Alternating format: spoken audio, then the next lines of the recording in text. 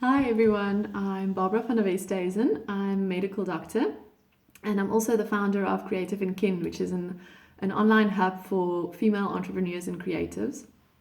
Yeah, so Alyssa asked me to share a little bit about how we've adjusted and changed our routine during this corona outbreak.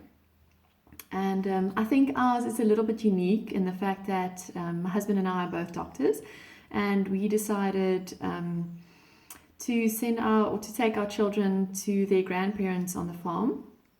The reasoning behind that was just that we both have to continue working, being part of essential services, and we didn't want to risk exposing them on a daily basis, and whoever else would have to look after them while we were at work. They have adjusted very nicely. They're doing really well and they're having a lovely time, like an extended holiday on the farm. And they have lots to do and they'll have lots of space to run and play. So they're actually doing really well. My worry was for my youngest. He's only 2.5 years old. I didn't know how he would handle such a long time away from us and away from home. But we're almost done with the first week and he's doing really well. So I just have a few tips. A lot of people are alone in this time, and a lot of people don't have kids yet. So I think I can maybe give a perspective from both sides. So I would say on a day-to-day basis for people who are literally cooped up at home, my first tip would be, and we've tried to do the same, even over weekends, we try to keep a routine that kind of resembles something close to normal. So we've had the past week where we would have had school holidays, and obviously that would be a time of pajamas all day and resting and lots of screen time and doing things that you usually don't get time for, and that's good. That's a good thing to rest. But I think now that we're back in a week where school would have started, we need to kind of start getting back to routine. So children and adults flourish on routine. And so I would say, even if you're laying in a little bit later than normal, my advice would be to get up, have a shower, and get dressed. It's not necessary for a full hairdo and a full face of makeup, but do something that makes you feel good about yourself and that makes you feel motivated for the day. So that would be my first thing. My second thing would be to have some form of quiet time during the day.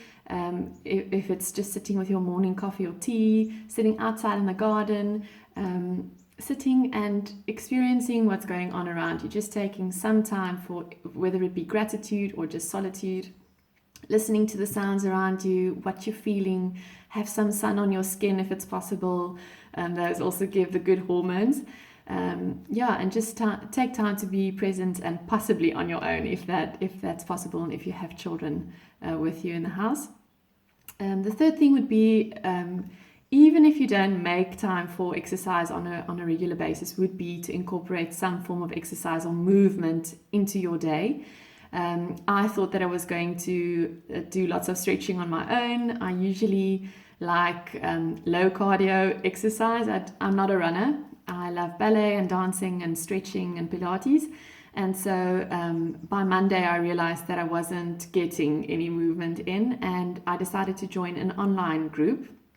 It's a group run by Taz Falconer. You can go and check out her page. So she has a sculpt exercise option in the morning, and then a stretch/split challenge in the afternoons.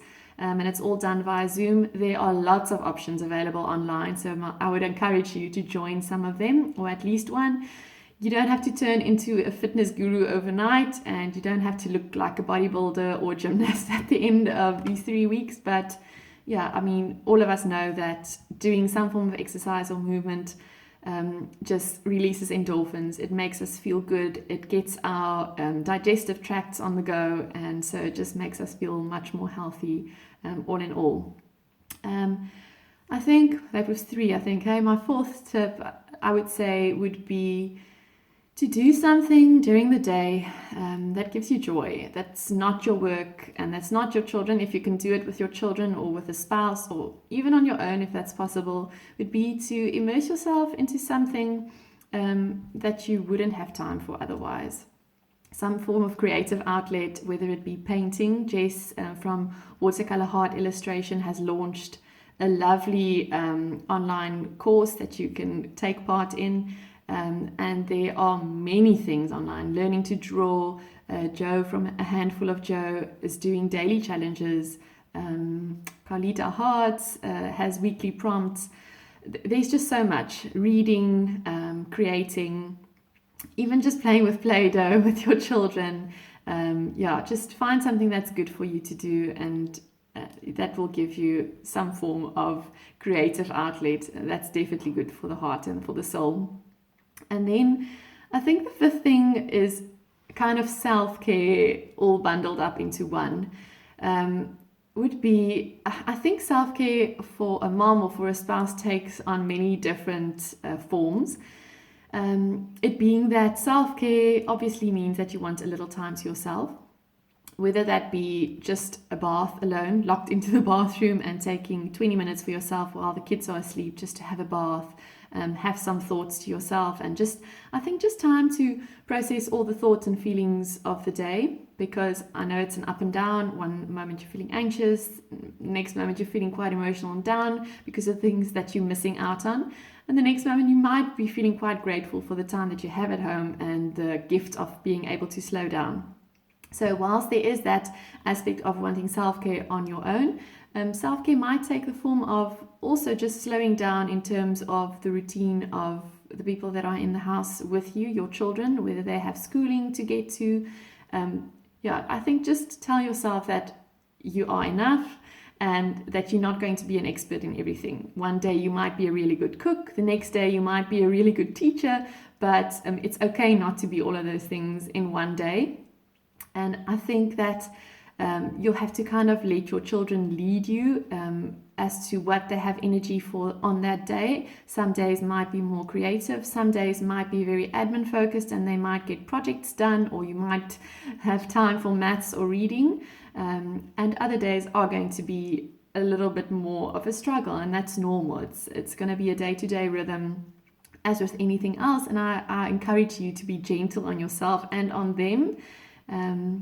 My other resource for you would be to go and have a look at Courtney Adamo's feed.